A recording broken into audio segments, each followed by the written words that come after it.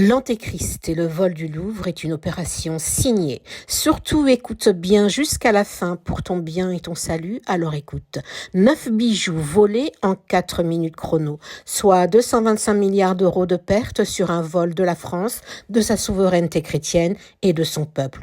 Dans la salle Apollon, dieu du soleil, du pouvoir et de la lumière, où étaient exposés les bijoux de l'histoire royale de France et de sa lignée et de l'héritage de la famille royale du grand monarque, une grande affaire reliée à l'événement eschatologique de l'Antéchrist. Et surtout au réveil du grand monarque chrétien et celui de l'imam Mahdi de l'islam au Moyen-Orient, les gens de l'Antéchrist ont orchestré et préparé ce vol hautement symbolique. Ils vous disent qu'ils sont au courant de cet avènement chrétien et musulman et qu'une guerre atroce arrive. De la part des élites du pouvoir, nouveaux souverains depuis la Révolution française, la RF, ou encore République française, qui a mis fin au règne des rois et de la chrétienté en France, et celui de l'empereur Napoléon Bonaparte en lui faisant assas par empoisonnement en exil à Sainte-Hélène. Il avait un grand respect pour la religion, même l'islam, à laquelle il se serait converti en Égypte, lors de sa conquête en Égypte en 1798, 5 années après la Révolution.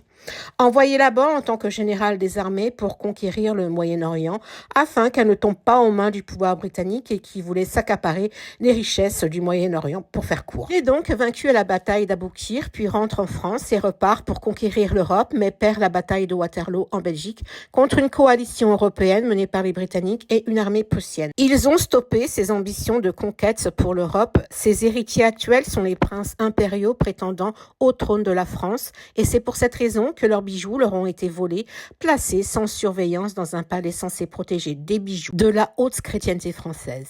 À moins que les bijoux soient des faux et qu'on veuille nous faire payer 225 milliards d'euros, car paraît-il les bijoux n'étaient pas assurés, donc c'est à la charge des contribuables. La couronne à la croix chrétienne était destinée pour briser le pouvoir de la chrétienté de France et couper la lignée royale des héritiers de Napoléon de haute valeur chrétienne, qui a pris le nom du grand monarque ce jour. Et ils sont au courant, ils savent tout ce qui se passe. Le grand monarque arrive pour former les armées chrétiennes en France et en Europe sous la bannière de Jésus, fils de Marie. Ou Isa alayhi salam. Écoute bien ce que je te dis. Il ira rejoindre l'imam Mahdi dans le Khorasan du côté de l'Afghanistan pour se rallier à sa cause dans un nouvel ordre mondial en paix, de justice et d'équité, et surtout pour s'unir dans la bataille d'Armageddon, la bataille finale qui s'installe doucement mais fera grand bruit. C'est lui qui mènera les rangs pour les chrétiens aux côtés des musulmans dans une guerre contre l'ennemi commun et ensuite contre l'Antéchrist qui va s'annoncer. Bien sûr, après la guerre, deux guides spirituels viendront défendre des valeurs morales très importantes autour d'une même foi unique en un Dieu unique guidé par Jésus, Isa alayhi salam,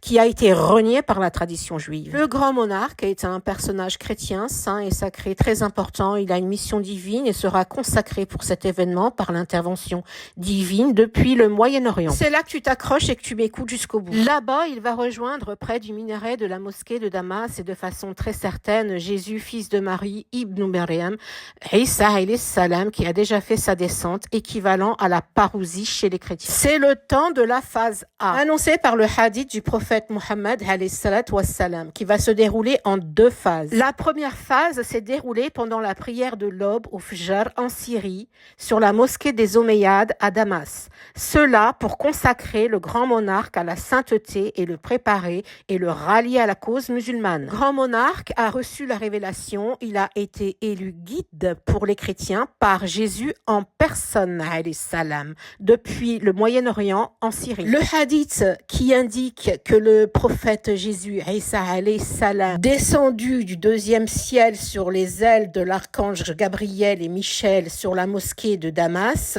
va se dérouler en 2 temps. Le premier temps sera en Syrie. Le deuxième temps, Jésus, fils de Marie, Isa alayhi salam, se mettra en marche vers Jérusalem où il ira rencontrer le Mahdi alayhi salam, qui est le 2e personnage saint et sacré de l'islam, notre guide. Et ceci constitue la période de la phase B, la 2e partie du hadith. Il ira à Jérusalem pour s'unir aux musulmans dans la prière et c'est la période de la phase B, comme je vous l'ai dit, pour la bataille de l'Antéchrist.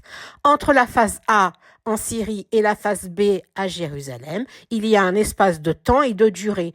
Donc, il est sur terre. Alayhi salam. Et comme je vous l'ai dit au début de la vidéo, ils sont au courant. Nous sommes rentrés dans la période des fins des temps et les événements vont s'enchaîner très très vite. Nous sommes dans la phase A où Jésus, Isa alayhi salam, a fait sa descente sur terre pour annoncer l'arrivée des guides spirituels imminente et les rallier pour les unifier en un seul et même pouvoir qui est celui de Jésus ibn Maryam.